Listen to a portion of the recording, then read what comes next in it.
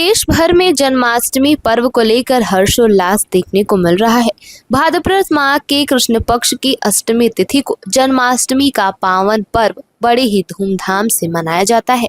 ये पर्व श्री कृष्ण के जन्म उत्सव के रूप में मनाया जाता है, जिसमें उनके बाल रूप की विशेष तौर पर पूजा की जाती है।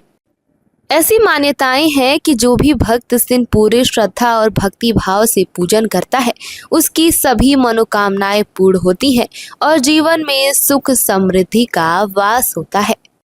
जाहिर है कि प्रभु श्री कृष्ण ने अपने जीवन काल में अनंत लीलाएं की हैं। कुछ लीलाएं ऐसी हैं जो जीवन में कई प्रेरणा का स्रोत बन जाती हैं। ऐसे में जन्माष्टमी के पावन अवसर पर चलिए सुनाते हैं उनकी पत्नी सत्यभामा के घमंड को तोड़ने की कथा को।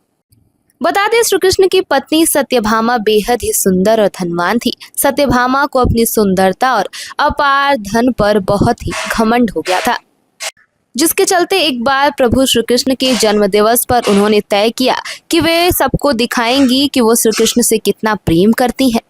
फिर क्या था, उन्होंने योजना बनाई कि वो श्री कृष्ण का तुलाभार करेंगी।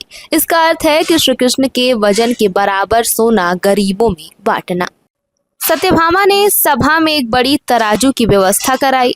इसके बाद श्री कृष्ण एक पलड़े पर जाकर बैठ गए। सत्यभामा जानती थी कि श्री कृष्ण का वजन कितना है, इसलिए उन्होंने पहले से ही उनके वजन के हिसाब से सोना तैयार किया था। प्रभु श्री कृष्ण के तराजू पर बैठने के बाद सत्यभामा ने उनके वजन के बराबर सोना दूसरे पलड़े पर रखना शुरू कर दिया।